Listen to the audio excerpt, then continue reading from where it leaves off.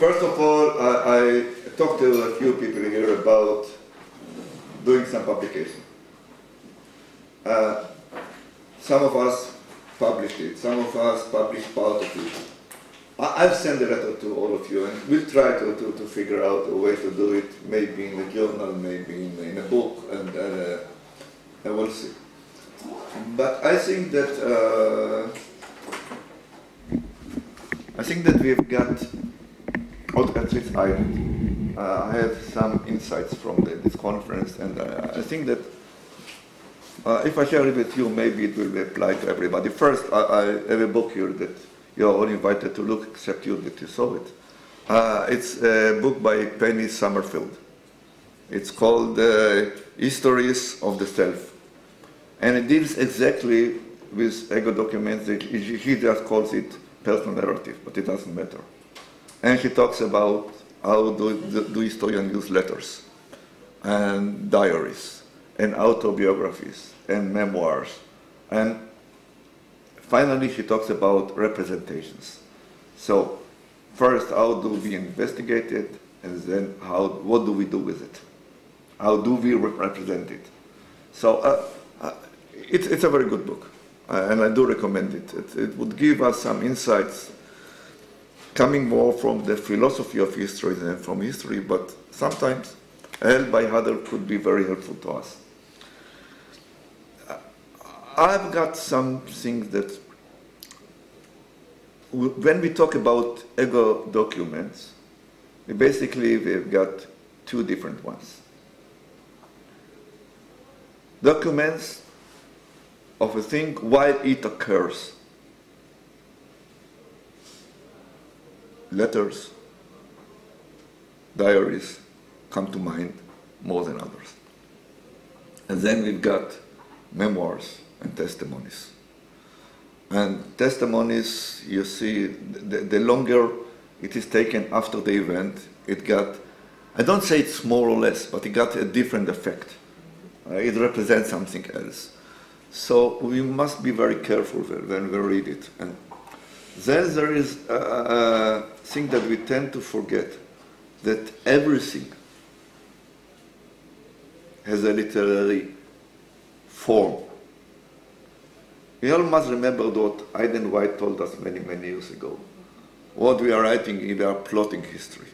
We are writing a plot, we are writing a story. And it's us who are writing it. So don't forget that we are doing it. We are not telling the truth. We are telling our truth. We are telling the way we interpret. So we tend to say something that they are true. Something are right, because the facts are right, and we know that happened. Truth is something that involves us as people and involves the subject that we are investigating as people. So truth is something else. We are trying to give a feasible explanation to a problem that we see it as a problem, not others. We decide that this is the problem that we want to investigate, and this is our solution to the problem. That's what we do. We don't do anything else.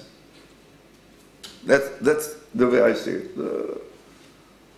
Maybe I'm too humble, but that's the way I see our profession. Second, as we are talking about ego documents, we must take two factors into account. One is age and the other is gender. What we learned, it doesn't matter if you are feminist or not feminist and whatever. It doesn't matter if you are. We know nowadays the gender matters. It doesn't matter what you put into gender. Historians, people, writers tell us that there is a difference, and maybe people that are reading it are getting convinced that there is, and finally there is. So it doesn't matter. But gender, if you are a woman in the 20th century, if you are a woman at the 8th century, if you are a man in the 21st century, and a man in the 13th century, you're talking about two different creatures. A man is not what a man used to be, and a woman is not what a woman used to be. What about and the relation between them changed accordingly. Of course. That's part of life. So we must take into account if the writer is a man or is a woman. Because we might ignore it, but historically, you find, for example,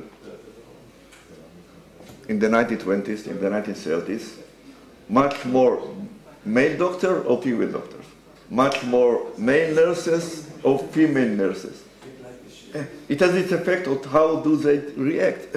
We can't avoid it because you've got certain professions, certain things that you've got more men and more women. So it affects on what is going on with the milieu. We can't ignore it. So age is a factor, but I think gender is another factor, especially in eco-document. It reflects their soul, the way they look at the world. I would suggest, if I will ever do a follow-up conference, I think I would like to do it on something else, and I want to hear from you what you think about it. I want to do about what we used to call ethical will. People that are in the later parts of their life going to die, leaving some sort of orders to their families. And it used to be in Bible books, in family books, and you find them all you'll find them more and more and more in private archives. And I think that we could learn a lot of what a man or a woman telling to his or her family, that's how I want you to grow up. That's what you learn from my experience of life. I think that if there will be a follow-up, really, if you would suggest something else, I would like it, I will do it. But I think that going to ethical will, not only nowadays, but we could go back to history. We could take Lickle of Hamlin, that was basically an ethical will. And we've got the ethical will of the Khatam Sofer, and got a lot of. And we are talking about people that was published, but much more that was not published. And people know about, the write dissertations about. I think that we can learn it. And last thing, I think we should look about history, Miriam, as we look on medicine. When you look about, on historians, you look about doctors, you tend to forget when you got paramedical professions. And there is at least one para-historian professions that we can utilize the things that they do. It is the researchers of genealogy. They come to sources we don't know about. They get to sources, they know about people, and they collect, those who do it professionally, collect a lot of information on special families, and we could use it at the source to understand about people. So maybe we should broaden the way digital humanities would be very helpful in this sense, in this way as well. So that's some of the thought that came up when I was listening to you, and really thank you. You made me much richer than I was when it began. Thank you.